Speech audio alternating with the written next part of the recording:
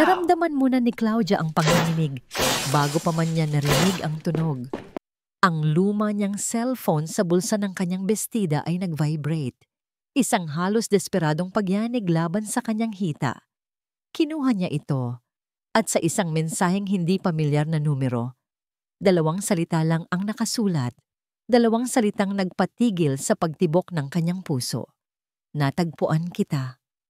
Isang malamig na takot ang gumapang sa kanyang likuran, mas malamig pa sa marmol na sahig na kanyang nililinis. Napahigpit ang hawak niya sa basahan, ang mga buto sa kanyang daliri ay naging puti. Sa isang iglap, wala na siya sa malapalasyong mansyon ng mga Varela. Bumalik siya sa madilim na eskinita ng kanyang nakaraan, sa mga sigaw at anino na pilit niyang tinatakbuhan. Mabilis niyang pinindot ang delete. Ngunit huli na, ang laso ng mga salitang yon ay kumalat na sa kanyang sistema. Napatingin siya sa nag-iisang litrato sa kanyang wallet na nakasabit sa cleaning cart. Ang 2 niyang anak na nakangiti, ang kanilang mga mata ay puno ng pag-asa na tanging siya lang ang makakapagbigay. Para sa inyo, bulong niya sa sarili, isang panatang paulit-ulit niyang sinasabi para bigyan ng lakas ang sarili. Para sa inyo, titiisin ko ang lahat. Claudia! Ang matinis na boses ni Manang Elba, ang mayordoma, ang bumasag sa kanyang pagkatulala. Agad siyang napatayo ng tuwid. Po, Manang. Ano't nakatunganga ka riyan? Hindi ka binabayaran dito para mag-daydream, sabi ng matandang babae. Ang kanyang mga mata ay kasing talas ng aguha. Ang mga Varela ay anumang oras ay darating na. Siguraduhin mong kumikinang ang sahig na to na parang salamin. Opo, Manang. Pasensya na po. Yumuko si Claudia. Itinatago ang takot na nanatili pa rin sa kanyang muka. Ito ang unang araw niya. Ang unang araw niya sa lugar na parang panaginip at bangungot ng sabay. Ang Varela Mansion ay isang kahariang gawa sa salamin at bato, na may mga kisameng napakataas na parang simbahan at mga chandelier na nagniningning na parang mga bituin. Bawat sulok ay sumisigaw ng yaman, isang yaman na hindi niya kailanman lubos na mauunawaan. Ngunit sa ilalim ng lahat ng karangyaan, may isang kakaibang lamig. Isang katahimikan na hindi mapayapa, kundi mabigat. Maya-maya pa, isang itim na marangyang kotse ang pumarada sa harap. Bumukas ang pinto at unang lumabas ang isang babaeng tila inukit ng mga anghel. Si Luia Varela, ang asawa ng kanyang amo. Ang buhok nito ay itim na itim, ang balat ay makinis, at ang ngiti nito ay perpekto. Pero nang magtama ang kanilang mga mata, nakita ni Claudia ang isang bagay sa likod ng perpektong nangiting iyon, isang kawalan. Isang malamig na espasyo. Good afternoon, Ma'am Luia. Bati ni Claudia bahagyang yumuko. Ikaw ba ang bago? Tanong ni Luia. Ang boses ay kasing lambing ng seda, ngunit walang bahid ng init. Tiningnan siya nito mula ulo hanggang paa, na para bang sinusuri ang isang bagong kasangkapan. Opo, ma'am. Ako po si Claudia. Good. Manang Elba will tell you what to do. At isa pa. Huminto ito at lumapit sa kanya. Ayoko ng pagkakamali, Claudia. Sa bahay na ito, lahat ay dapat perpekto. Pagkatapos noon ay pumasok na ito sa loob. Sumunod na lumabas sa kotse ang isang batang lalaki. Akay-akay ng driver. Payat ito at may suot na leg brace sa isang binti. Ito si Miguel, ang 4 na taong gulang na anak ni Sir Vicente sa una nitong asawa. Ang mga mata ng bata ay malungkot.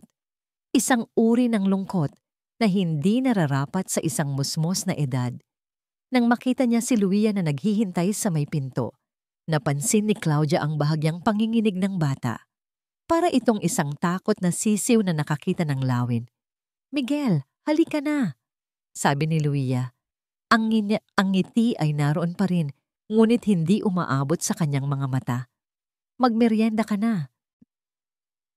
Umiling lang ang bata at yumuko. Dahan-dahang naglakad papasok sa mansyon. Walang kibo, walang sigla.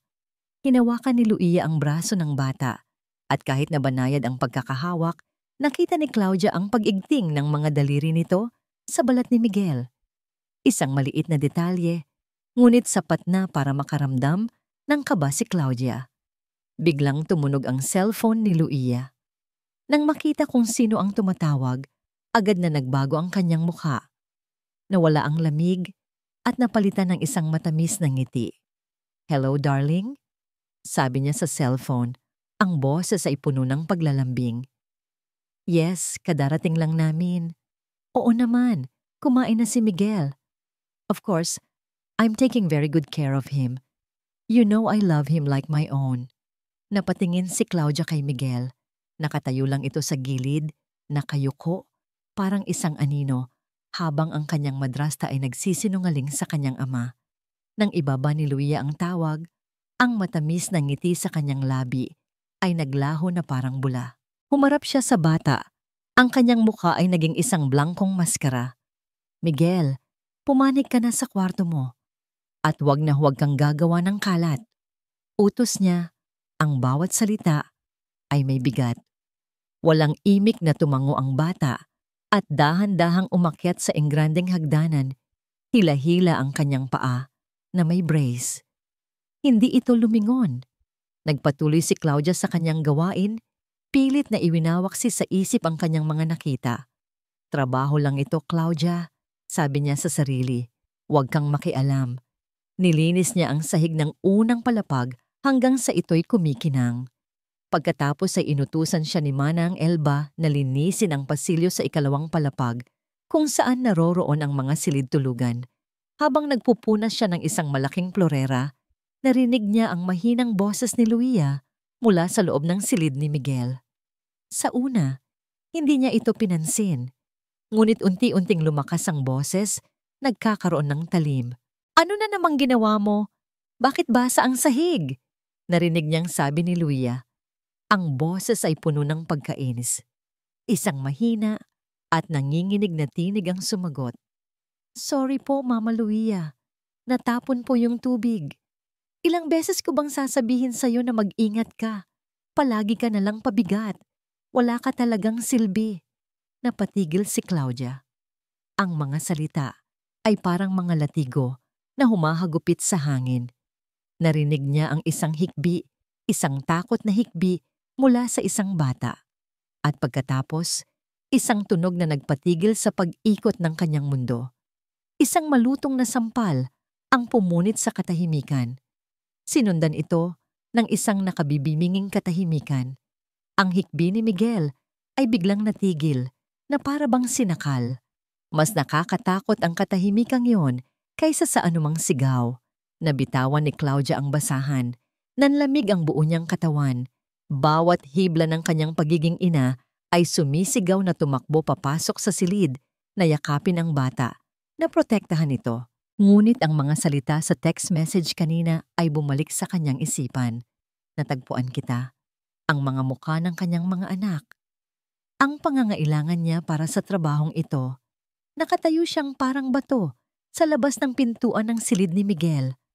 Ang kanyang puso ay dumadagundong sa kanyang dibdib.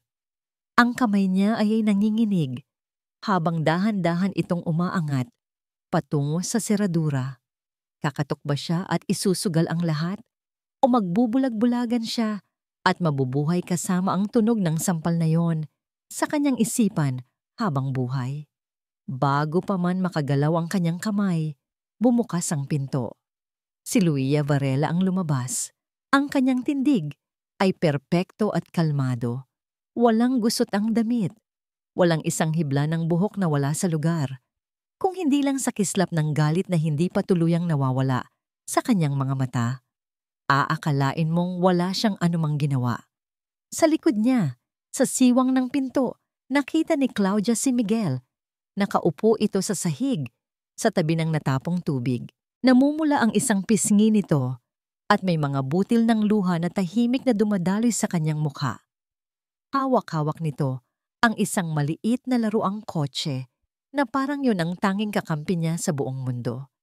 Nagtagpo ang mga mata nila ni Claudia. Isang sulyap lang na puno ng takot mula sa bata. May kailangan ka, Claudia? Tanong ni Luia. Ang boses ay malamig na parang yelo. Napaatras si Claudia. Ang puso niya ay tila aakyat sa kanyang lalamunan. Ano po? Wala po, ma'am. Napadaan lang po ako para maglinis. Itinaas niya ang basahan bilang katibayan. Ang kanyang mga kamay ay nanginginig.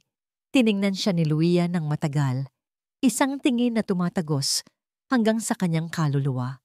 Isang tingin na nagsasabing, alam ko ang narinig mo. Mabuti naman, sabi ni Luia sa wakas, bago isara ang pinto ng marahan.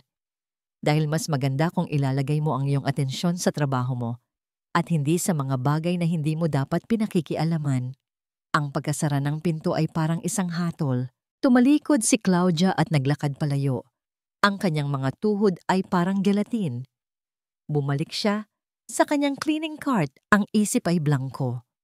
Automatiko niyang pinunasan ang florera na kanina'y kanyang nililinis, ngunit ang kanyang mga mata ay walang nakikita. Ang tunog ng sampal, ang namumulang pisngi ni Miguel, ang malamig na banta sa boses ni Luia. Lahat ay paulit-ulit na umiikot sa kanyang isipan. Pinikit niya ang kanyang mga mata at nakita niya ang mukha ng kanyang mga anak. Malulusog sila, masaya, ligtas. Ginagawa niya ang lahat ng ito para sa kanila. Ang pagtitiis, ang pagpapakumbaba. Ngunit paano niya masasabing pinoprotektahan niya ang kanyang mga anak kung hahayaan niyang may isang batang sinasaktan sa harap niya mismo? Yumuko si Claudia at tumingin sa sahig na kumikinang. Sa perpektong refleksyon ng marmol, nakita niya ang kanyang sarili. Isang babaeng takot, isang babaeng sunod-sunuran. At sa unang pagkakataon, sa marangyang bahay na yon, naramdaman niya ang matinding pagkasuklam. Hindi para kay Luia, kundi para sa sarili niya. Kinabukasan, sinubukan ni Claudia na kalimutan ng lahat. Sinabi niya sa sarili na baka nagkamali lang siya ng dinig. Baka masyado lang siyang napagod. Baka ang takot mula sa natanggap niyang text message ay naglalaro lang sa kanyang isipan. Kailangan niya ng trabahong ito. Hindi niya pwedeng hayaan ang kanyang imahinasyon na sirain ang lahat. Ngunit ang kasinungalingan ay may bigat. At naramdaman niya ito habang naghahain siya ng almusal. Napakaganda ni Luia sa kanyang puting bestida, tila isang anghel na bumaba sa lupa. Ngumiti ito sa kanya nang pumasok siya sa malawak na dining room. Isang perpektong ngiti. Ngunit tulad ng mga bulaklak na gawa sa plastik sa gitna ng mesa, ang nangiting iyon ay maganda, ngunit walang buhay, walang init. Claudia, pakihanda ang kape ni Sir Vicente. Malapit na siyang bumaba. Utos ni Luia. Ang boses ay kalmado. Si Miguel ay tahimik na nakaupo sa kanyang upuan. Pinaglalaruan ang pagkain sa kanyang plato. Hindi niya ito ginagalaw. Napansin ni Claudia ang isang maliit at bahagyang nangingitim na pasa sa braso ng bata.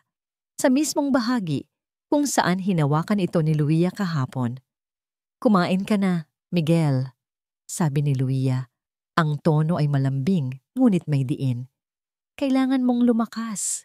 Hindi umimik ang bata. Bumuntong hininga si Luia, isang pagbuntong hininga na puno ng pagkukunwaring pag-aalala. Hay, itong batang ito, napakatigas ng ulo, sabi niya, nakatingin kay Claudia na para bang naghahanap ng kakampi. Alam mo ba, kahapon, nadulas siya sa kwarto niya. Ayon, nagkapasa tuloy. Kaya siguro wala siyang ganang kumain ngayon. Isang kasinungalingan. Isang napakakinis na kasinungalingan na sinabi ng walang anumang pag-aalinlangan. Tumangulang si Claudia. Ganoon po ba, ma'am? Hindi niya kayang sabihin ang anumang iba pa. Ang dila niya ay parang nakatali. Kinahapunan, umalis si Luia para sa isang charity event.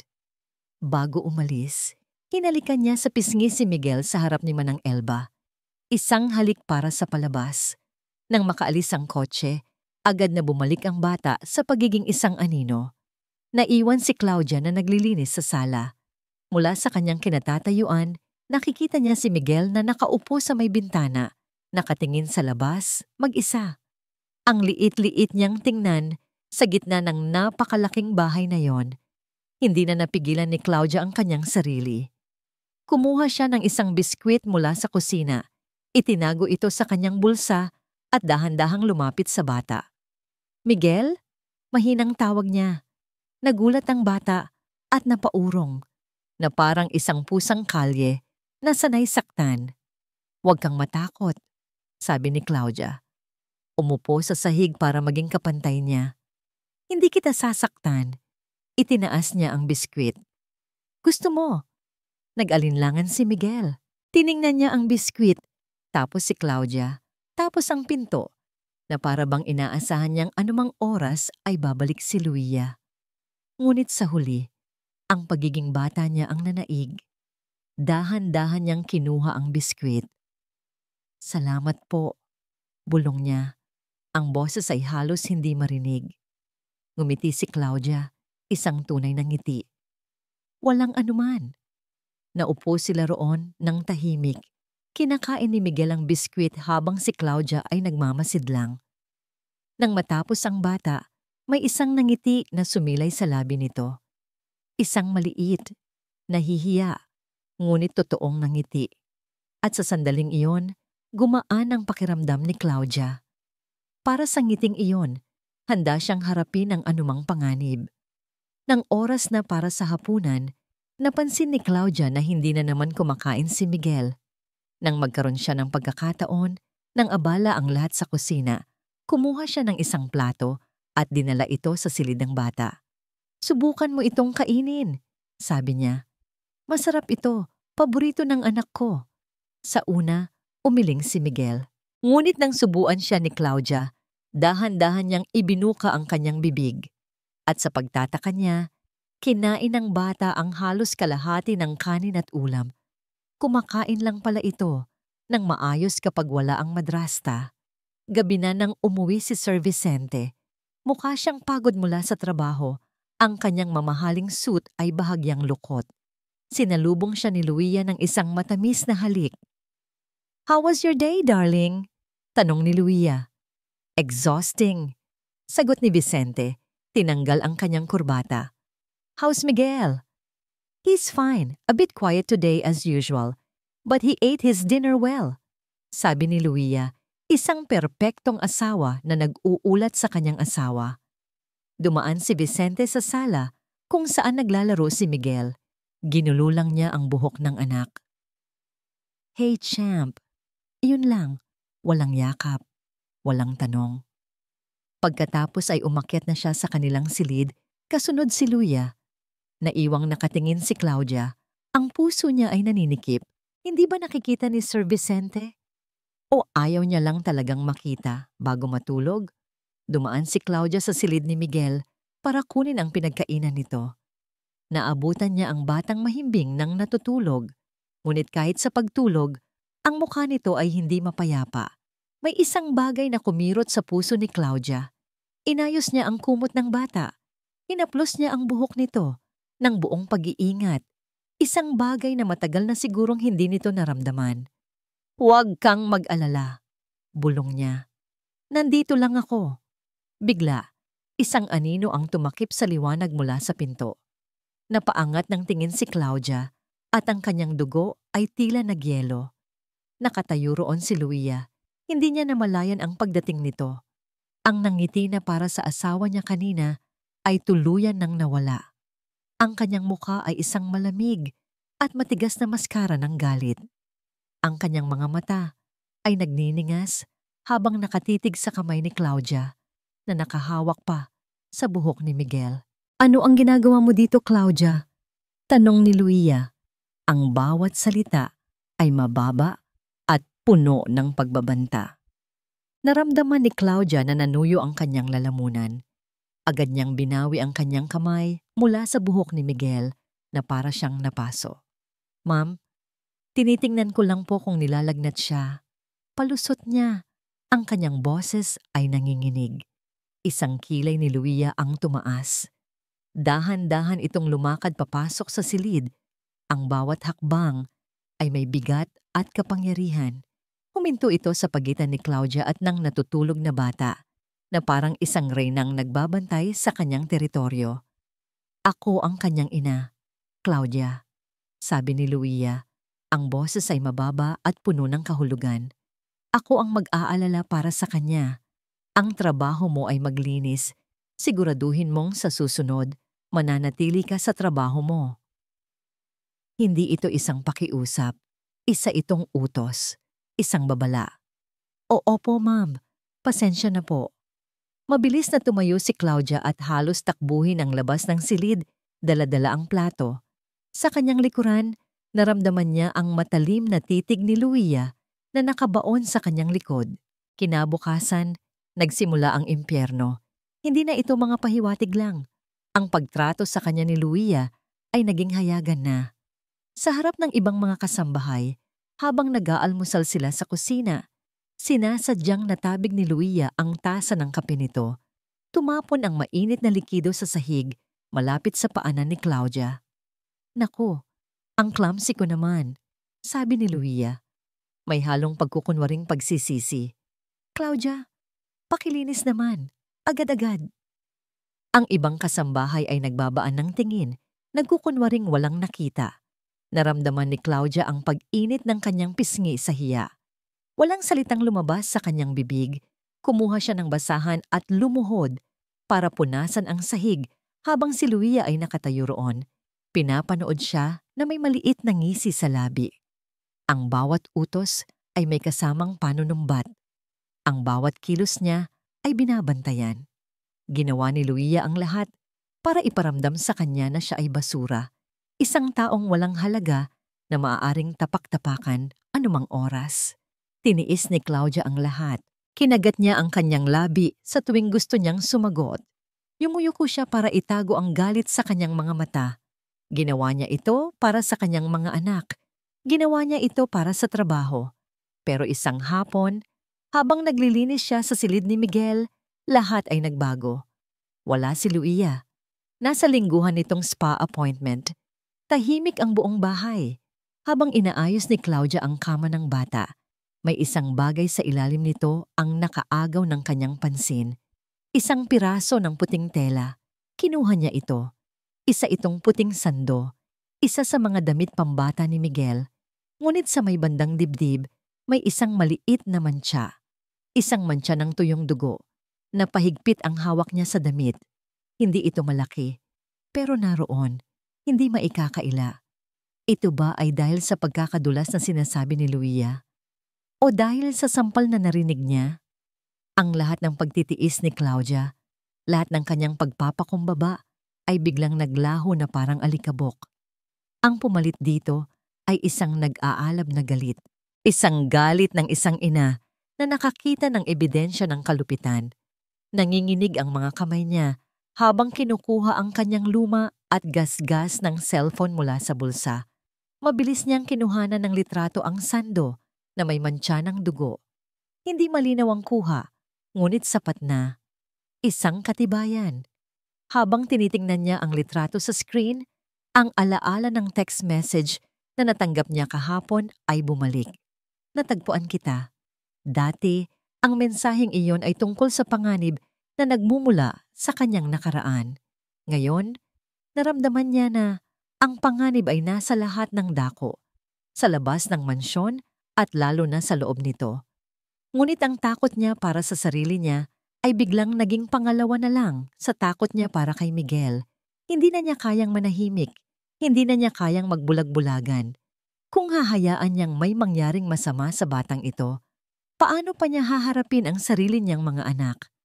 Binalik niya ang sando sa ilalim ng kama, sa eksaktong lugar kung saan niya ito nakita. Nagdesisyon na siya. May gagawin siya.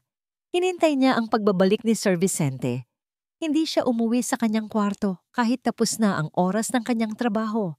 Naghintay siya sa sala, sa dilim, kung saan hindi siya mapapansin ng ibang kasambahay.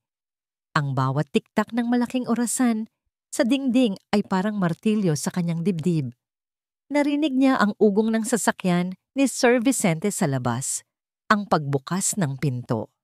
Tumayo si Claudia mula sa kanyang kinauupuan. Ang kanyang mga kamay ay malamig at pawisan. Nang pumasok si Vicente sa malawak na fair, mukhang pagod at abala sa kanyang cellphone, humakbang si Claudia palabas ng anino. "Sir Vicente," sabi niya. Ang kanyang boses ay bahagyang nanginginig ngunit puno ng determinasyon. Nagulat si Vicente at napaangat ng tingin. Kumunot ang noo nito nang makita siya. "Claudia? Gabi na ah? May problema ba?"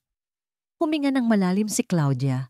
Pinipigilan ang takot na nagbabantang bumalik. "Ito na yon. Wala nang atrasan. Sir Vicente, kailangan po nating mag-usap." Tumingin siya diretso sa mga mata ng kanyang amo. "Tungkol po kay Miguel." Narinig ni Luia ang mga bulungan mula sa kusina bago pa man siya bumaba. Mga salitang sinabi ng pabulong, ngunit sapat na para marinig niya. Kinausap ni Claudia si Sir Vicente. Tungkol daw kay Miguel. Isang malamig na kaba ang biglang gumapang sa sikmura ni Luia. Ang hampas lupang yon, ang kapal ng mukha niya. Mabilis siyang pumasok sa kanyang malawak na walk-in closet at humarap sa salamin. Ang nakita niya ay ang imahe na ilang taon niyang binuo. Isang babaeng perpekto. Mamahaling damit, alahas na kumikinang, isang mukha na hindi nagkakamali. Ito ang kanyang sandata. Ito ang kanyang kapangyarihan. Sino ka para sirain ito? Bulong niya sa sariling refleksyon. Ang mga mata ay nanlilisik sa galit. Isa ka lang katulong, isang basahan, at ilalagay kita sa lugar mo. Ngunit sa ilalim ng galit, mayroong takot. Isang takot na nagsimula sa isang malamig at puting silid. Maraming taon na ang nakalipas. Bigla, ang refleksyon niya sa salamin ay nag-iba. Wala na ang mamahaling bestida. Napalitan ito ng isang simpleng damit sa loob ng isang klinika. Naalala niya ang malamig na boses ng doktor, ang mga salitang tumarak sa kanyang puso na parang mga piraso ng yelo. "I'm sorry, Mrs. Varela. Based on the results, hindi ka maaaring magkaanak." Ang mga salitang iyon ang sumira sa kanyang mundo. Ang pagiging isang Varela ay hindi sapat. Ang yaman, ang ganda. Lahat ay kulang kung hindi niya maibibigay kay Vicente ang isang tagapagmana, isang tunay na kadugo. At si Miguel, ang batang iyon, ang buhay na paalala ng kanyang pagkukulang. Ang anak ng babaeng nauna sa kanya, ang batang may depekto, may kapansanan. Isang mantsa sa perpektong pamilya na pilit niyang nililikha. Bumalik siya sa kasalukuyan. Ang kanyang paghinga ay mabilis. Ang galit niya kay Miguel ay hindi lang basta galit. Ito ay inggit. Inggit sa batang iyon na may dugong Varela, isang bagay na hindi niya kailanman maibibigay. Kinuha niya ang kanyang cellphone. Ang mga daliri ay nanginginig sa pagpipigil. Alam niya kung sino ang tatawagan. Ang tanging taong nakakaalam ng ilan sa kanyang mga sikreto. Ang taong handang gawin ang lahat para sa kanya. "Hello?" Sagot ng isang boses sa kabilang linya. Dr. Ramos. Agad na binago ni Luia ang kanyang tono. Ang galit ay napalitan ng isang malambing at halos naiiyak na boses. "Ricardo, I need you," sabi niya, puno ng drama. "Luia, anong problema?" May pag-aalala sa boses ng doktor. "Yung bago naming katulong, gumagawa siya ng mga kwento, mga kasinungalingan tungkol sa akin at kay Miguel. Natatakot ako, Ricardo. Sinisiraan niya ako kay Vicente." "Ano? Anong klaseng kasinungalingan?" "Na sinasaktan ko raw ang bata." "Can you believe that? Ako?" Umarte siyang parang humihikbi. "Kailangan kong protektahan ang pamilya ko.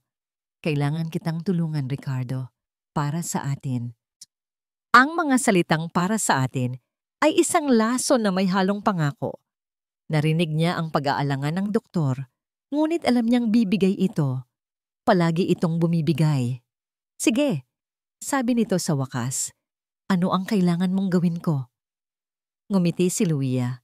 isang mapanganib na ngiti na hindi nakikita ng doktor. Pumunta ka dito. Ngayon na. Sabihin mo kay Vicente na may regular check-up si Miguel at kailangan mong suportahan ang lahat ng sasabihin ko. Matapos ang tawag, huminga siya ng malalim at kinumpos ang sarili. Ang takot ay naging isang malamig at matigas na determinasyon. Lumabas siya ng silid at dahan-dahang bumaba sa hagdanan. Ang bawat hakbang ay puno ng grasya. Naabutan niya ang eksenang kinatatakutan niya.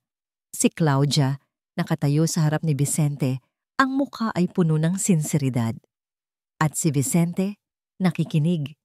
Ang mukha ay nagpapakita ng pagkalito at bahagyang pag-aalala. Hayop ka, isip ni Luya. Sinusubukan mong kunin ang lahat sa akin, ngunit ang lumabas sa kanyang bibig ay ibang-iba. Darling, anong nangyayari dito? Tanong niya. Ang boses ay puno ng inosenteng pagtataka. Humarap sa kanya si Vicente. Luia, sinasabi ni Claudia na ano, Vicente? Lumapit siya at hinawakan ang braso ng asawa. Inaangkin ito. Tumingin siya kay Claudia na may halong awa at pagkadismaya. Claudia, kung may problema ka sa trabaho mo, sa akin mo dapat sinasabi. Hindi mo kailangang abalahin si Sir. Bago pa man makasagot si Claudia, tumunog ang doorbell. Ngumiti si Luia, isang ngiting nagpapahiwatig ng kaligtasan. Baka si Dr. Ramos na yan. Pinapunta ko siya para sa lingguhang check-up ni Miguel. Naglakad siya papunta sa pinto at binuksan ito. Si Dr. Ramos, dala ang kanyang medical bag, ay nakatayo roon. Humarap si Luia pabalik sa kanila. Ang kanyang mukha ay puno ng huwad na ginhawa. Ang kanyang mga mata ay nakatitig kay Claudia, puno ng tagumpay. Buti na lang at dumating ka, doktor. May mga walang basehang paratang kasi itong si Claudia. Nakatayo si Vicente sa gitna ng sarili niyang foyer, ngunit pakiramdam niya ay nasa gitna siya ng isang bagyo. Sa isang panig ay si Claudia, ang bago niyang kasambahay. Ang mga mata nito ay puno ng isang desperadong katapatan. Sa kabilang panig ay si Luia, ang kanyang maganda at mapagmahal na asawa na ngayon ay mukhang nasasaktan at nalilito. Hindi niya gusto ang gulo. Pagod siya. Ang buong araw niya ay napuno ng mga problema sa kumpanya, mga deal na kailangang isara, mga taong kailangang pamunuan. Pag-uwi niya, ang gusto lang niya ay katahimikan. Pero heto si Claudia, sinisira ang katahimikang yon. May mga pasa po siya, sir. Narinig ko po. Ang mga salita ng katulong ay umalingaw-ngaw sa kanyang tainga. Isang parte sa kanya ang naalarma, ngunit isang mas malaking parte ang naramdamang naiinis. Bakit kailangang magkaroon ng ganitong drama sa bahay niya? Claudia, sigurado ka ba sa mga sinasabi mo? Tanong niya. Ang boses ay may bahid ng pagdududa. Luia loves Miguel. Opo sir, pero ang pagdating ni Dr. Ramos ay parang isang sagot sa kanyang panalangin. Isang profesional, isang boses ng katwiran. Doktor, mabutit nandito ka, sabi ni Vicente. Ang boses ay puno ng ginhawa. Habang sinusuri ni Dr. Ramos si Miguel sa sala, na ngayon ay gising na at mukhang takot sa dami ng tao, ipinaliwanag ni Luia ang lahat sa isang malumanay na boses. Vicente, alam mo namang sakitin si Miguel. Marupok ang kanyang mga buto. Yan ang sabi ni Dr. Ramos noon pa. Di ba? Tumingin siya sa doktor na tumango bilang pagsang-ayon. Ang mga pasa na sinasabi ni Claudia ay dahil sa pagkakadulas niya kahapon. At kung minsan ay nagiging strikta ako sa kanya, iyon ay dahil gusto ko siyang matutong maging disiplinado. Mahirap magpalaki ng bata, lalo na kung huminto siya na para bang ayaw nang ituloy ang sasabihin. Ngunit alam ni Vicente kung ano yon, lalo na kung may kapansanan. Tumingin si Dr. Ramos kay Vicente. Mr. Varela, normal lang sa kondisyon ni Miguel ang magkaroon ng mga pasa at ang pagiging tahimik at matatakutin niya ay maaaring side effect ng mga bitamina na nireseta ko para palakasin ang kanyang resistensya. Minsan, nakakapanghina ito ng katawan. Lahat ng paliwanag ay lohikal. Lahat ay may basihan. Mas madaling paniwalaan ang mga ito kaysa sa mga paratang ng isang katulong na halos 1 linggo pa lang nilang kasama. Tumingin si Vicente kay Claudia. Ang kanyang pagkainis ay napalitan ng pagkadismaya. "Huwag kang gumawa ng gulo sa pamamahay ko," sabi niya. Ang boses ay malamig at pinal. Nakita niya ang pagkabigo sa mga mata ni Claudia, ang pagbagsak ng kanyang mga balikat. Ngunit wala na siyang pakialam. Gusto na lang niyang matapos ito. Nang gabing iyon, hindi siya makatulog. Habang mahimbing na natutulog si Luia sa tabi niya, bumangon si Vicente at nagpunta sa kanyang study. Binuksan niya ang isang drawer at kinuha ang isang lumang litrato. Ang una niyang asawa, si Marisa, ang ina ni Miguel. Maganda ito. May ngiti na parang araw. Ngunit sa likod ng nangiting iyon, naaalala ni Vicente ang kalungkutan. Naaalala niya ang mga gabing umuuwi siyang pagod at sasalubungin siya nito ng mga reklamo. "Palagi ka nalang wala, Vince. Kailangan ka namin." At ang palagi niyang sagot, "Ginagawa ko ito para sa inyo, para sa pamilya natin."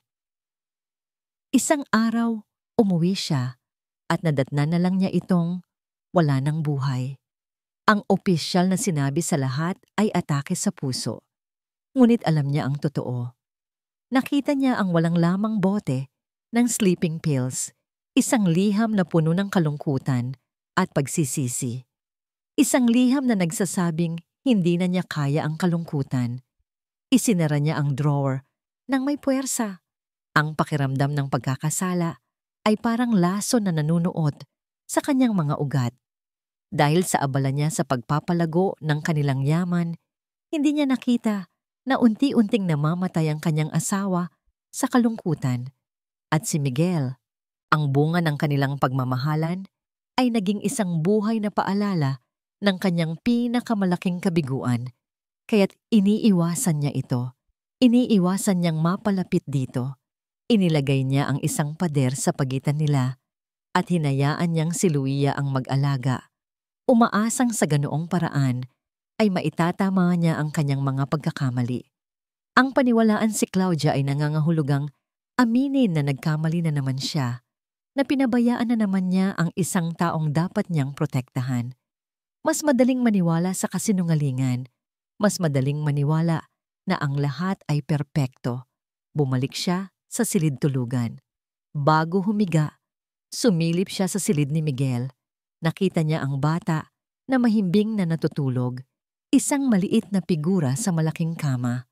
Naramdaman niya ang isang pamilyar na kirot sa kanyang dibdib. Isang pinaghalong pagmamahal at pagkakasala. Ngunit mabilis niya itong iwinaksi at isinara ang pinto.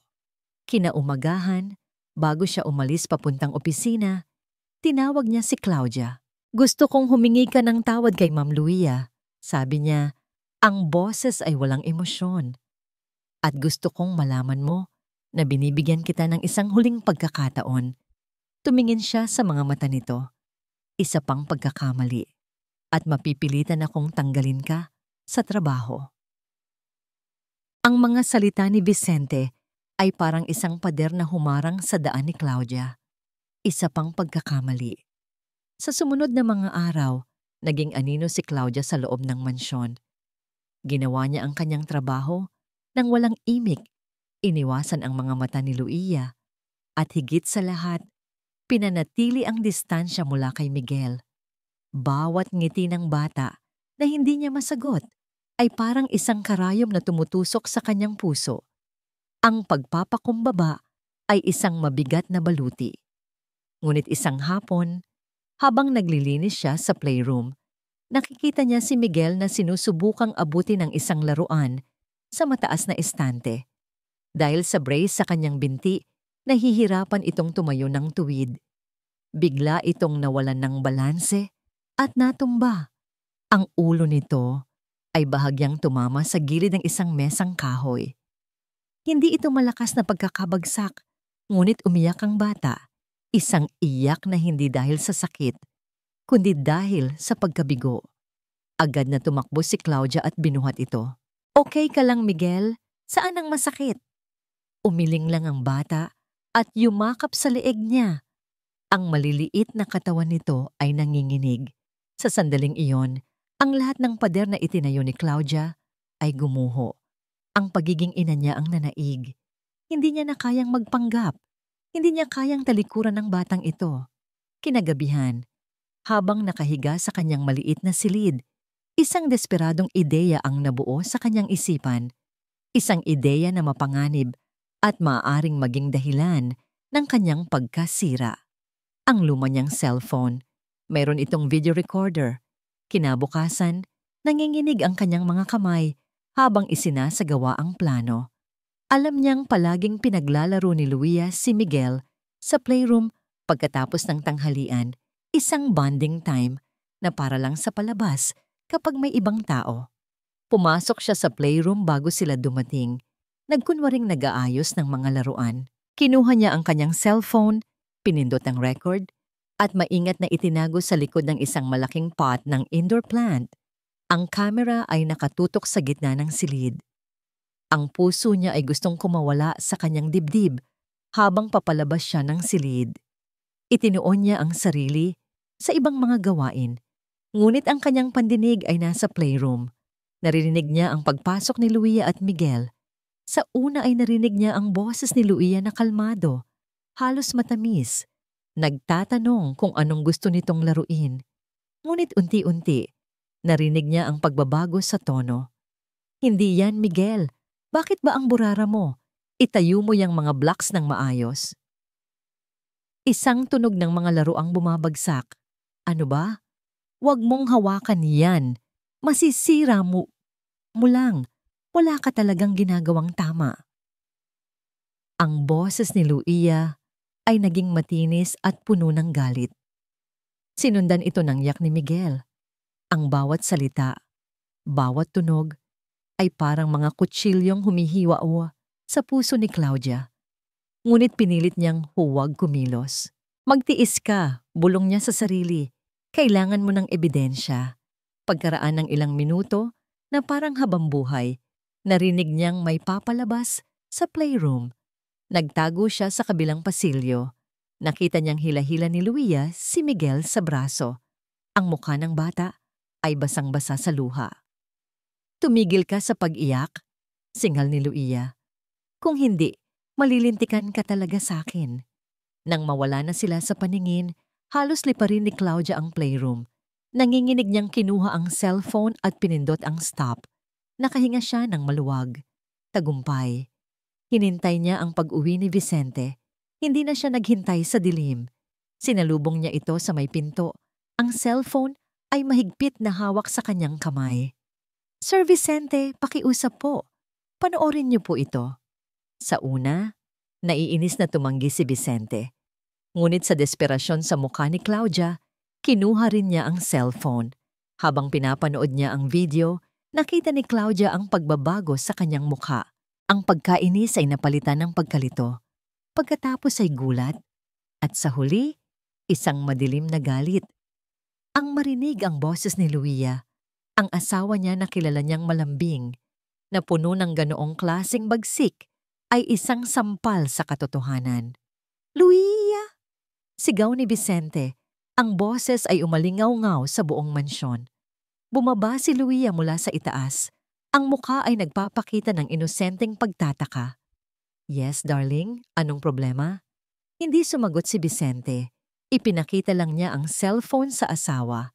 Nanlaki ang mga mata ni Luia nang makita ang video. Ang kulay sa kanyang mukha ay biglang nawala. Sa isang saglit, nakita ni Claudia ang purong takot sa mukha nito. Ngunit mabilis itong napalitan ng ibang emosyon. Biglang umiyak si Luia. Isang malakas, nakakaawang iyak. "Vicente, I'm so sorry. Masyado lang akong stressed nitong mga nakaraang araw. Hindi ko sinasadya." Niyakap niya ang asawa. Ang mukha ay nakasubsob sa dibdib nito. "Patawarin mo ako, mahal." Nag-alinlangan si Vicente. Ang galit niya ay bahagyang nabawasan dahil sa mga luha ng asawa. At doon, ginamit ni Luia ang kanyang huling alas. Humiwalay siya sa pagkakayakap at tumingin kay Claudia. Ang mga mata ay puno ng luha ngunit may matalim na akusasyon. Ito ang gusto niyang mangyari, Vicente. Sinisiraan niya ako sa'yo. Naglagay siya ng hidden camera sa playroom. Tinrap niya ako. Tumingin si Vicente kay Claudia.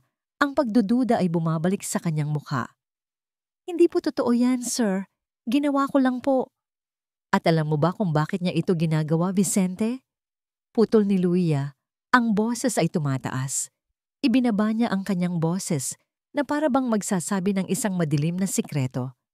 Nag-imbestiga ako tungkol sa kanya. Alam mo bang may tinatakbuhan siyang asawa? Isang asawang sinubukan niyang saktan. May problema sa pag-iisip ang babaeng ito. Ang mga salita ay parang isang bomba na sumabog sa loob ng silid. Baka naman siya ang may problema, Vicente. Tinatakbuhan niya ang sarili niyang asawa. Ang lahat ng hangin ay tila nawala sa baga ni Claudia. Ang sikreto na pilit niyang itinatago. Ang kasinungalingan na binaliktad ang katotohanan. Tumingin si Vicente sa kanya. Hindi na pagdududa ang nasa mata niya. Napalitan na ito ng isang bagay na mas masakit, pagtataksil at pagkasuklam. Totoo ba ito, Claudia? Tanong niya. Ang boses ay mababa at puno ng panganib. Sinungaling ka ba? Ang tanong ni Vicente ay bumaon sa puso ni Claudia na parang isang punyal. Sinungaling ka ba? Ang bawat mata sa silid ay nakatutok sa kanya. Ang mga mata ni Vicente na puno ng paghusga. Ang mga mata ni Luia na puno ng nag-aapoy na tagumpay. Ang totoo. Kailangan niyang sabihin ang totoo. Totoo po na umalis ako sa asawa ko. Nagsimula siyang magpaliwanag.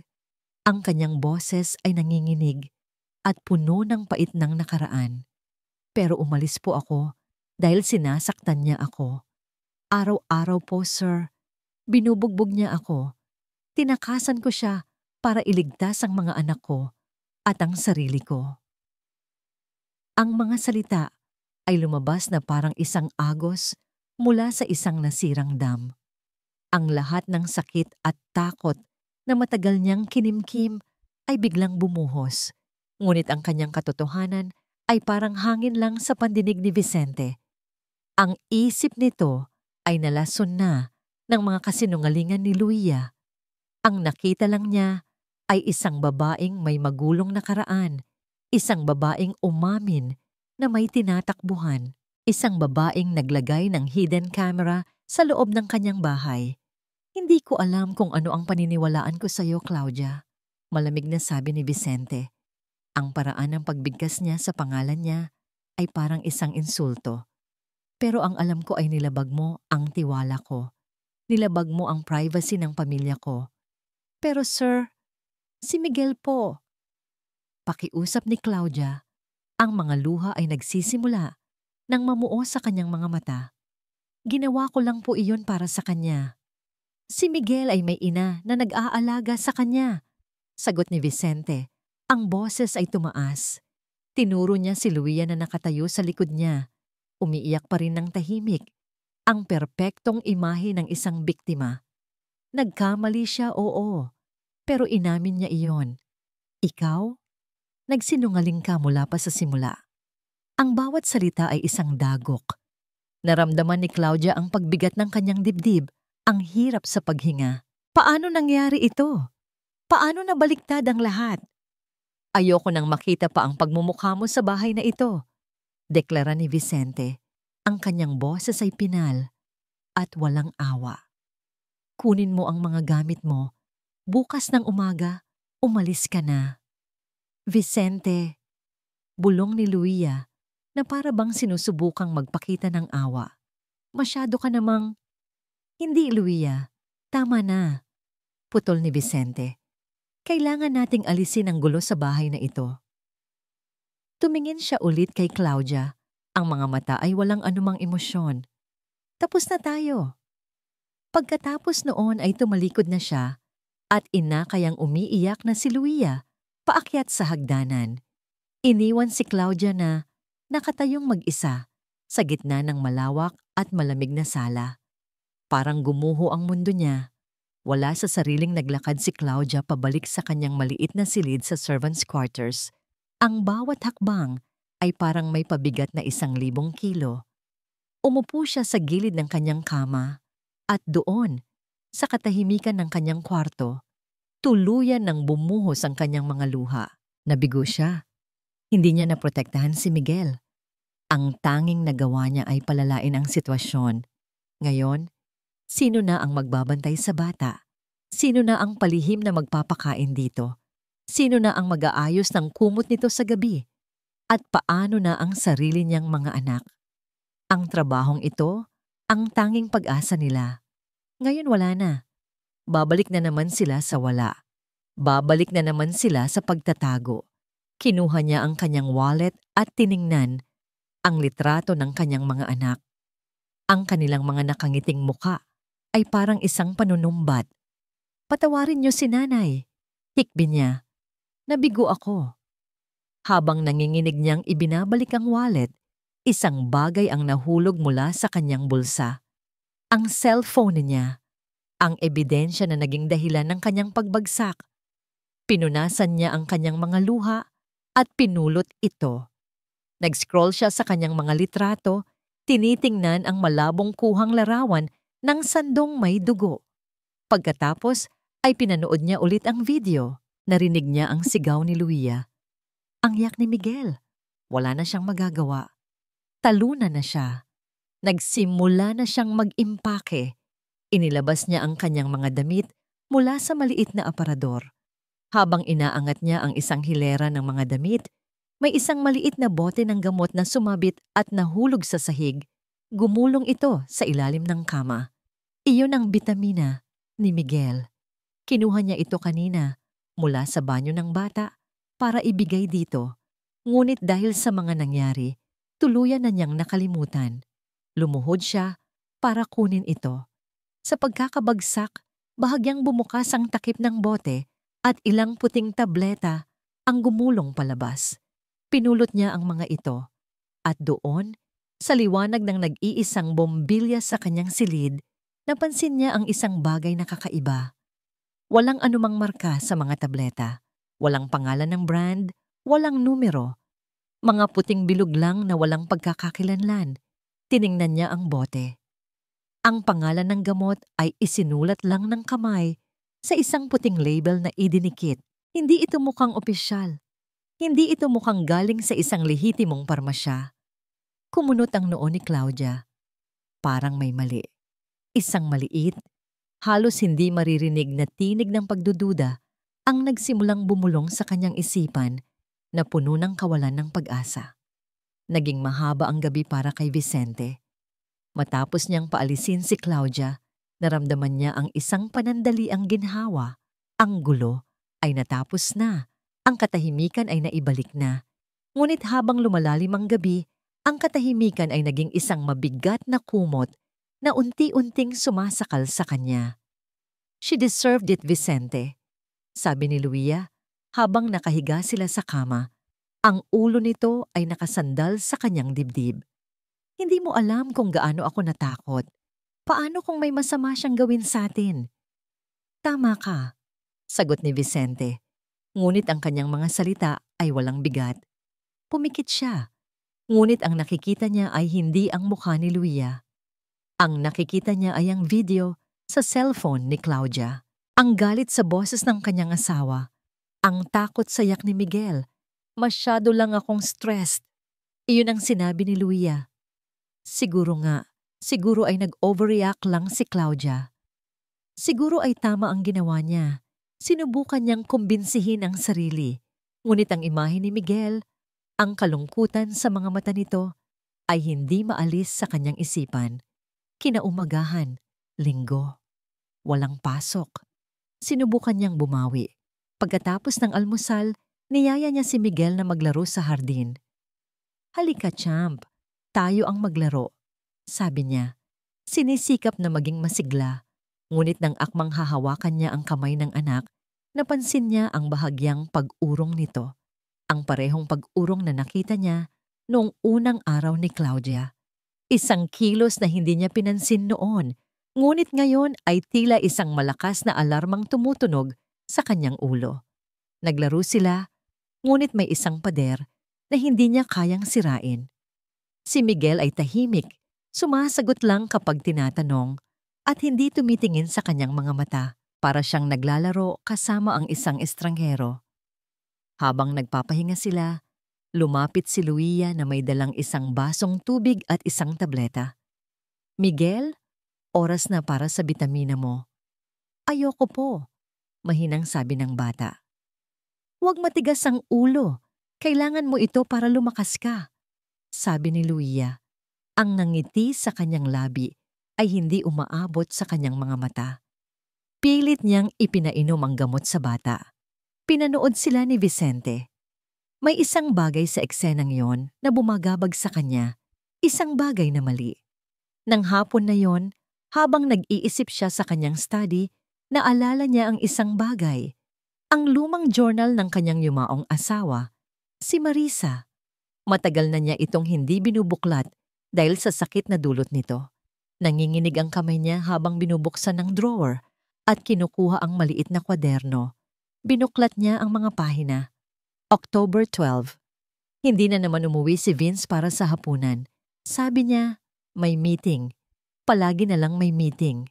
Pakiramdam ko, kasama ko lang ang mga pader sa bahay na ito. November 5. Sinubukan kong kausapin siya ulit kanina. Sinabi kong nalulungkot ako. Ang sabi niya, "Huwag kang mag-inarte, Marisa. Lahat ng ito ay para sa inyo." Hindi niya maintindihan. Bawat salita ay isang dagok sa kanyang dibdib. Nakita niya ang pattern, ang parehong pagwawalang bahala na ipinakita niya kay Marisa noon ay ang parehong pagwawalang bahala na ipinapakita niya kay Miguel ngayon. Umasa lang siya sa iba para gawin ang trabaho niya bilang isang ama. Isinara niya ang journal. Ang pagkakasala ay isang mapait na lasa sa kanyang bibig. Bigla, may naalala siyang detalye mula sa pag-uusap nila kagabi. Ang bitamina na binanggit ni Dr. Ramos, isang bagay na nagpapalakas daw ng resistensya ngunit nagdudulot ng panghihina, kakaiba. Mayroon siyang kaibigan na isang pharmacist, isang kumpare na pinagkakatiwalaan niya. Hindi siya nag-atubili. Kinuha niya ang kanyang cellphone at tinawagan ito. "Pare, pasensya na sa abala. May itatanong lang sana ako," sabi ni Vicente. "May gamot kasi na iniinom ang anak ko ni reseta ni Dr. Ramos. Ang pangalan ay..." Kinuha niya ang bote ng gamot mula sa medicine cabinet at binasa ang nakasulat na pangalan. Sertraline. Isang sandaling katahimikan sa kabilang linya. "Pare, sigurado ka ba?" Tanong ng kaibigan niya. Ang boses ay nagbago, naging seryoso. "Oo, bakit?" "Vicente, ang gamot na sinasabi mo, hindi iyan bitamina." Naramdaman ni Vicente ang panlalamig ng kanyang dugo. "Anong ibig mong sabihin?" "Isa yang uri ng mild sedative. Minsan, ginagamit din as an antidepressant. Nagdudulot ito ng antok at panghihina. Hindi ito basta-basta ibinibigay, lalo na sa isang bata." Huminto ang kaibigan niya at ang sumunod na tanong nito ay parang isang sentensya. "Bakit iniinom yan ng anak mo?" Binitawan ni Vicente ang cellphone. Nahulog ito sa makapal na karpet ng walang tunog. Sedative, hindi bitamina. Ang mga salita ay umalingaw-ngaw sa kanyang isipan na parang isang kulog. Ang pagiging tahimik ni Miguel, ang panghihina, ang pagiging matatakutin, ang mga kasinungalingan ni Luia, ang pagtatakip ni Dr. Ramos, ang desperadong mukha ni Claudia. Biglang, lahat ng piraso ng palaisipan ay nagkabit-kabit, bumubuo ng isang larawan na napakasama at napakadilim.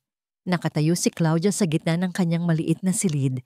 Hawak ang bote ng gamot. Ang pagdududa sa kanyang isipan ay parang isang maliit na apoy na unti-unting lumalaki. Alam niyang paalis na siya. Anumang oras ay maaaring kumatok si Manang Elba at sabihing oras na para umalis siya. Pero hindi niya kayang umalis ng ganito. Hindi niya kayang iwan si Miguel na may isang malaking tandang pananong sa kanyang isipan. Kailangan niyang malaman ang totoo. Isang huling desperadong hakbang, isang huling pagsugal.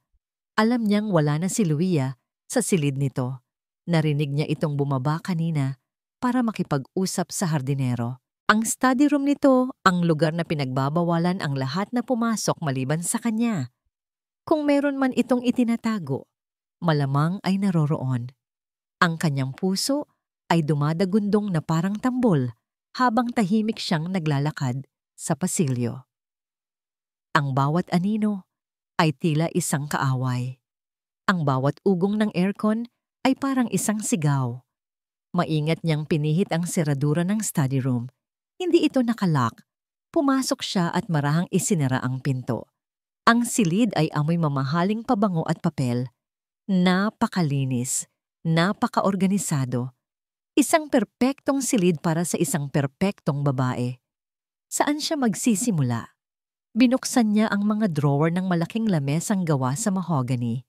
Ang laman nito ay mga stationery, mga resibo mula sa mga mamahaling butik, mga imbitasyon sa mga party. Walang anumang kahina-hinala. Tiningnan niya ang bookshelf, mga libro tungkol sa sining, fashion, at paglalakbay.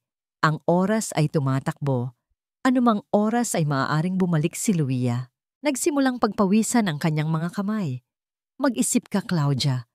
Nilibot niya ng tingin ang buong silid. Ang kanyang mga mata ay desperadong naghahanap ng kahit anong maliit na bagay. At pagkatapos, nakita niya ito. Isang bagay na napakasimple, ngunit madalas na nakakaligtaan.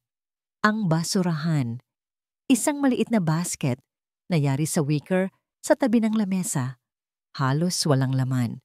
Ngunit sa ilalim, may isang lukot na papel. Lumuhod siya at kinuha ito. Isa itong sobre mula sa isang kilalang fertility clinic sa Makati. Maingat niyang inilabas ang papel mula sa loob at binuklat ito. Ang kanyang mga mata ay mabilis na tumakbo sa mga teknikal na salita at mga numero. Hinahanap ang kahulugan. At pagkatapos, nakita niya ang konklusyon, nakabold at hindi maikakaila. Patient diagnosis, uterine fibroids and severe endometriosis. Conclusion, patient is clinically infertile, hindi makahinga si Claudia. Infertile, baog, hindi maaring magkaanak. Biglang, lahat ng bagay ay naging malinaw na parang kristal. Ang pekeng ng ngiti, ang pag-arte, ang galit kay Miguel, ang inggit. Ang lahat ng ito ay nag-ugat sa isang malalim at madilim na sikreto. Si Luia ay nabubuhay sa isang malaking kasinungalingan at si Miguel ang buhay na katibayan ng kasinungalingang yon. Narinig niya ang mga yabag sa pasilyo, papalapit, mabilis. Nanginginig niyang itinupi ang sulat at isinuksok sa kanyang bulsa. Ibinalik niya ang lukot na sobre sa basurahan. Tumayo siya. Ang puso niya ay gustong lumabas sa kanyang dibdib. Huli na para makatakas. Bumukas ang pinto. Nakatayo roon si Luia. Ang kanyang mga mata ay agad na nanliit nang makita si Claudia sa loob ng kanyang pribadong teritoryo. Ang pagkagulat sa mukha niya ay mabilis na napalitan ng isang malamig at mapanganib na galit. Nasaan na ang mga gamit mo? Tanong ni Luia. Ang bawat salita ay mababa at matalim. Bakit nandito ka pa sa opisina ko? Walang salitang lumabas sa bibig ni Claudia. Nakatayo lang siya roon. Ang sulat sa kanyang bulsa ay parang isang nagbabagang bakal. Ang takot na dati niyang nararamdaman ay napalitan ng isang kakaibang katatagan. Ang katotohanan ang kanyang naging kalasag. Ano ang hinahanap mo dito? Tanong ulit ni Luia. Humakbang ito papalapit. Ano ang kinuha mo? Wala po akong kinuha, ma'am. Sagot ni Claudia. Ang kanyang boses ay kalmado na ngayon. Isang bagay na lalong ikinainis ni Luia. Sinungaling! Sigaw ni Luia. Nawala na ang lahat ng pagkukunwari. Ito na ang tunay na siya. Isang babaeng nasukol, isang halimaw na natanggalan ng maskara. Alam kong may nakita ka. Ibigay mo sa akin. Hinablot ni Luia ang braso ni Claudia. Ang mga kuko nito ay bumaon sa kanyang balat. Ibigay mo sa akin. Wala po akong ibibigay sa inyo dahil wala akong kinuha. Giit ni Claudia. Sinisikap na kumawala. Sa gitna ng kanilang paghahatakan, hindi nila namalayan ang mabilis na pagdating ng isang sasakyan sa labas. Hindi nila narinig ang malakas na pagbukas ng pinto sa ibaba. Hindi nila narinig ang mga mabibigat na yabag na mabilis na umaakyat sa hagdanan. Bitawan mo ako, sigaw ni Claudia. Hindi, hanggat hindi mo ibinibigay. Bitawan mo siya. Ang boses na yon, malamig, malalim, at puno ng isang nakakatakot na awtoridad, ay pumutol sa kanilang pagtatalo. Sabay silang napalingon ni Luia sa pinto. Nakatayo roon si Vicente. Ang kanyang mukha ay isang bagay na hindi pa kailanman nakita ni Claudia. Wala na ang pagod na CEO. Wala na ang nag-aalangang asawa. Ang nakatayo sa harap nila ay isang lalaking nasaktan, isang lalaking niloko. Ang kanyang mga mata ay nagniningas sa isang galit na mas masahol pa kaysa sa galit ni Luia. Sa isang kamay, hawak niya ang bote ng bitamina ni Miguel. Vicente, darling. Nagsimulang magsalita si Luia. Agad na binitawan si Claudia at sinubukang ibalik ang kanyang maskara ng pagiging biktima. Itong babaeng ito, pumasok siya. Tumahimik ka, sabi ni Vicente. Ang bawat salita ay may bigat ng isang bato. Naglakad siya papasok. Ang kanyang mga mata ay hindi inaalis kay Luia. Ipinakita niya ang bote ng gamot. Sedative, Luia. Binibigyan mo ng pampakalma ang sarili kong anak. Ang kulay sa mukha ni Luia ay tuluyang nawala. Napatingin siya sa bote, tapos kay Vicente. Hindi ko alam. Yan ang sabi ni Dr. Ramos. Bitamina daw. Huwag kang magsinunggaling. Sumigaw si Vicente, isang sigaw na yumanig sa buong silid. Tinanong ko na siya. Umamin na siya sa lahat.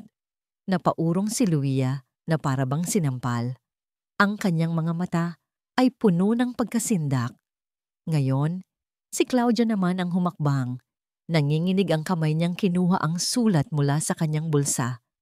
Walang salitang iniabot niya ito kay Vicente. Kumunot ang noo ni Vicente. Kinuha niya ang sulat at binasa ito. Pinanood ni Claudia habang ang huling piraso ng mundo ni Vicente ay gumuho sa harap niya. Ang galit sa kanyang mukha ay napalitan ng isang blangkong ekspresyon ng pagkabigla. Isang malalim at masakit na pagkaunawa. Tumingin siya mula sa sulat patungo kay Luia. Ang babaeng pinakasalan niya. Ang babaeng pinagkatiwalaan niya sa kanyang anak. Kaya pala, bulong ni Vicente, ang boses ay basag. Kaya pala ganoon na lang ang galit mo sa kanya.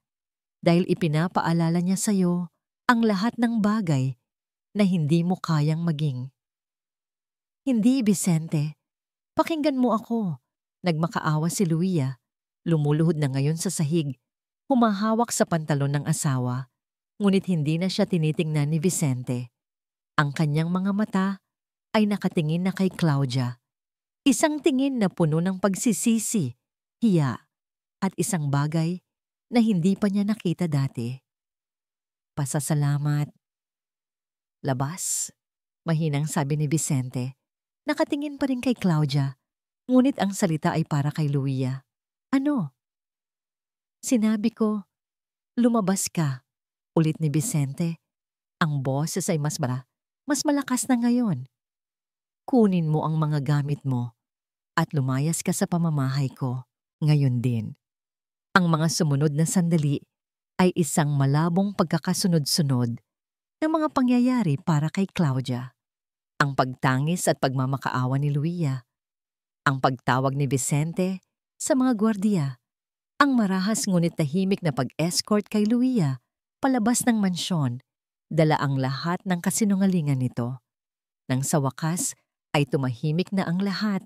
Naiwan silang tatlo sa malawak na sala, si Vicente, si Claudia, at si Miguel, na nagising dahil sa komosyon at ngayon ay nakatayo sa may paanan ng hagdanan. Ang mga mata ay puno ng pagkalito at takot. Tumingin si Vicente sa kanyang anak. Ang lahat ng galit sa kanyang mukha ay nawala at ang natira na lang ay isang malalim at nakakasugat na pagsisisi. Dahan-dahan siyang lumakad palapit kay Miguel at lumuhod sa harap nito. Sa unang pagkakataon ay tinitingnan ang anak ng diretso sa mga mata, hindi bilang isang responsibilidad, kundi bilang kanyang anak. "Miguel," sabi niya, ang kanyang boses ay basag. "Anak, patawarin mo si Papa." Isang butil ng luha ang pumatak mula sa mata ni Vicente. "Patawarin mo ako kung naging bulag ako. Patawarin mo ako kung hinayaan kong masaktan ka. Pangako, anak, hinding-hindi na muling mangyayari iyon." Hindi sumagot si Miguel, ngunit dahan-dahan, itinaas nito ang kanyang maliit na kamay at ipinatong sa pisngi ng kanyang ama. Pinupunasan ang luhang hindi mapigilan sa pagpatak. Isang simpleng kilos ng pagpapatawad na mas malakas pa kaysa sa anumang salita. Niyakap ni Vicente ang kanyang anak ng mahigpit. Isang yakap na matagal na dapat niyang ibinigay. Isang yakap na nagsimulang maghilom sa mga sugat na hindi nakikita. Pagkatapos ng ilang sandali, humiwalay si Vicente sa pagkakayakap at humarap kay Claudia na tahimik na nakatayo sa isang sulok, hindi sigurado kung ano ang kanyang lugar sa eksenang ito. "Claudia," sabi ni Vicente, tumatayo. Ang paraan ng pagbigkas niya sa kanyang pangalan ay iba na ngayon. Puno ng respeto, puno ng utang na loob. "Sir." "Wag mo na akong tawaging sir," sabi niya. "Vicente, ang pangalan ko ay Vicente." Lumapit siya sa kanya, ang mga mata ay puno ng isang emosyon na hindi pa niya nakita rito dati. "Wala akong sapat na salita para pasalamatan ka. Iniligtas mo ang anak ko sa paraang hindi ko nagawa." Yumuko si Claudia. "Ginawa ko lang po ang tama." "Hindi," giit ni Vicente. "Ginawa mo ang higit pa sa tama. Isinugal mo ang lahat para sa isang batang hindi mo kadugo. Ipinakita mo kung ano ang tunay na kahulugan ng pagiging isang ina." Huminga siya ng malalim. "Claudia, gusto kong hilingin sa'yo na manatili ka." Nag-angat ng tingin si Claudia, nagulat. "Hindi bilang isang kasambahay," paglilinaw ni Vicente. "Gusto kong manatili ka para alagaan si Miguel bilang kasama niya, bilang pamilya. Pero naiintindihan ko kung..." "Gusto ko po." Mabilis na sagot ni Claudia. Ang kanyang puso ay napuno ng isang mainit na pakiramdam. "Gusto ko pong manatili." Ngumiti si Vicente, isang tunay at pagod na ngiti. Ngunit may isang bagay pa. "May isa pa akong gustong sabihin," sabi niya. Ang kanyang boses ay mas seryoso na ngayon. "Tungkol sa dati mong asawa, ipapahanap ko siya sa mga tao ko. Sisiguraduhin kong hindi ka na niya muling guguluhin, ikaw at ang mga anak mo." Sa unang pagkakataon sa loob ng napakatagal na panahon, naramdaman ni Claudia ang paggaan. Ang bigat ng takot na matagal na niyang pinapasan ay unti-unting nawala. "At ang mga anak mo," dagdag ni Vicente. "Gusto kong dalhin mo sila dito. Gusto kong tumira kayo dito. Sa bahay na ito. May sapat na espasyo para sa ating lahat." Ang mga luha na kanina pa pinipigilan ni Claudia ay tuluyan ng bumuhos, ngunit hindi na ito luha ng kalungkutan o takot. Ito ay luha ng pasasalamat at pag-asa.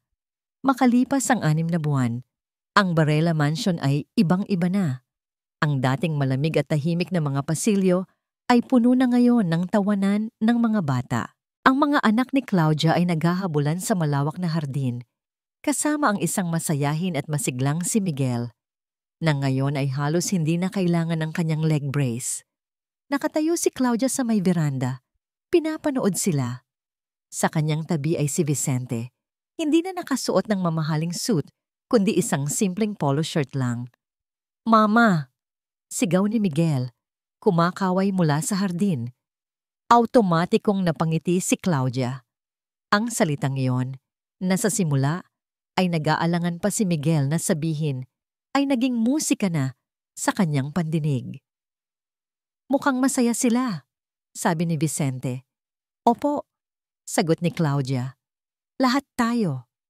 Tumingin si Vicente sa kanya.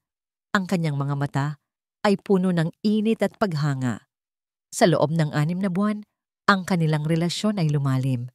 Mula sa pagiging magkaibigan hanggang sa pagiging katuwang sa pagpapalaki ng mga anak. At ngayon, isang bagay na mas malalim pa. Isang pagmamahal na nabuo hindi sa karangyaan, kundi sa paggalang, pag-aalaga, at mga pinagsamahang pagsubok. "Hindi lang si Miguel ang nangangailangan sa iyo, Claudia," mahinang sabi ni Vicente, kinukuha ang kanyang kamay. "Kailangan din kita." Hinayaan ni Claudia ang kanyang kamay na manatili sa kamay nito.